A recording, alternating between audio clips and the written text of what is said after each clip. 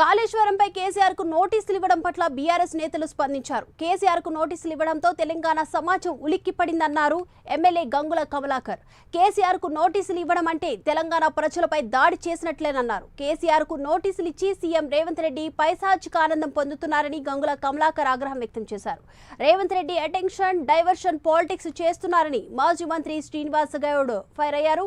కేసీఆర్ ను బద్నాం చేయడమే పనిగా పెట్టుకున్నారని కూడా విమర్శించారు. తెలంగాణ మహిళల చేత అందాల భామల కాళ్లు కడిగించి పరువు తీశారని మాజీ మంత్రి సత్యవతి రాథోడ్ మండిపడ్డారు.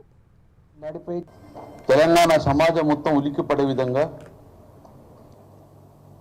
తెలంగాణ రాష్ట్రాన్ని సాధించిన కేసీఆర్ గారికి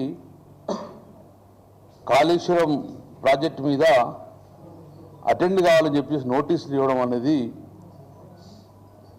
తెలంగాణ సమాజం మొత్తం కూడా ఉలిక్కిపడే విధంగా బాధపడే విధంగా ఈరోజు రేవంత్ రెడ్డి సర్కార్ చేసింది.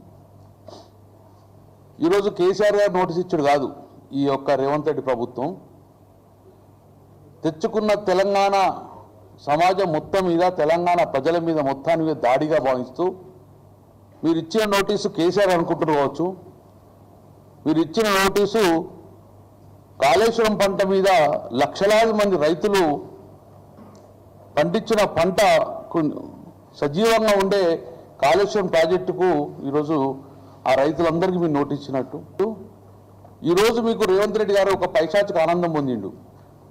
కేసీఆర్ గారు నోటీస్ ఇచ్చినాం, కేసీఆర్ గారు కాళేశ్వరం మీద అటెండ్ అవుతారు అనే ఒక పైశాచిక ఆనందం పొందుతున్నాడు. ఈరోజు మీరు కాళేశ్వరం ప్రాజెక్టు కూలిందని తెలంగాణ సమాజం మొత్తాన్ని కూడా ఒక తప్పుదో పట్టించేసిండ్రు. ప్రాజెక్టు మొత్తం కూలిపోయిందని, దాని మీద ఎంక్వైరీ కమిషన్ వేసినామని చెప్పేసి అన్ని తప్పుదో పట్టింది. మరి కూడా కాంగ్రెస్ నాయకులు ప్రజలలో పోయే పరిస్థితి లేదు. ఉన్న ఎమ్మెల్యేలు పోయి ముఖ్యమంత్రి గారి దగ్గర మనం తిరగలేము సార్, ప్రజా పోలేము, కొట్టే పరిస్థితి ఉంది మమ్మల్ని. కొన్ని ప్రాంతాల్లో ఇటు రైతులు హ్యాపీగా లేరు, విద్యార్థుల ఆందోళనలు ఉన్నాయి, ఉద్యోగస్తులు రిటైర్లకు డబ్బులు ఇవ్వలేకపోతున్నాం, ఎక్కడైనా కమిషన్ అని చెప్పి ప్రజలు నివేదిస్తున్నారు అని చెప్పి అన్ని ఆందోళనలు ఉన్నాయి. అవన్నీ చూసి తట్టుకోలేకనే అటెన్షన్ డైవర్షన్ పాలిటిక్స్ చేస్తున్నారు. దీన్ని ప్రజల నుంచి తప్పియాల, ఒక ముద్ర వేయాలి. ఇట్లా మాట్లాడి అబద్ధాలు మాట్లాడి అధికారంలోకి వచ్చిన క్రమంలో ఇప్పుడు అబద్ధాలు చెప్తే నమ్ముతారు, మీరు చెప్పండి అనే రీతిలో ఇవాళ కేసీఆర్ గారికి నోటీసులు ఇస్తున్నాం. ప్రభుత్వాన్ని నడిపే చేతగాని ఒక అసమర్థ ముఖ్యమంత్రి ఈ రాష్ట్రానికి ఉండడం నిజంగా చాలా దురదృష్టకరం.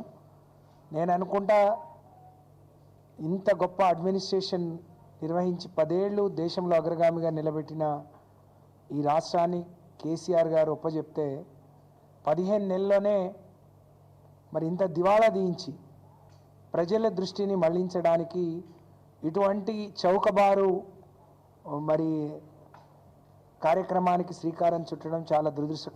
నువ్వేదో కేసీఆర్ గారి మీద నోటీసులు ఇచ్చి ఆయనను కూడా పిలిస్తే నీ ఈగో సాటిస్ఫై అవుతుందేమో, నీ ఈగో సంతృప్తి చెందుతుందేమో, కానీ తప్పకుండా తెలంగాణ ప్రజానికం తెలంగాణ రైతాంగం మాత్రం నీ మీద తిరగబడుతుందనే విషయాన్ని నువ్వు గుర్తుపెట్టుకుంటే మంచిది రేవంత్ రెడ్డి గారు అని చెప్పి తెలియజేస్తా. లేదా అమ్మ లెక్కలు అడుగుతున్నారు, మా భర్తల కష్టార్జితం మేము తినకుండా మా పిల్లలకు పెట్టకుండా దాచుకున్న డబ్బులకు మీరు అందాల పోటీలు నిర్వహిస్తున్నారు, మా ఉసురు తప్పకుండా మీకు తాకుతుందని చెప్తా ఉన్నారు. మీకు బుద్ధి రాలేదా? వాళ్ళ కాళ్ళు కడిగిచ్చి నెత్తిన చల్లుకుంటున్నారు మీరు దేవతల్లాగా. సిగ్గనిపించట్లేదా మీకు? ఎందుకు ఈ తెలంగాణ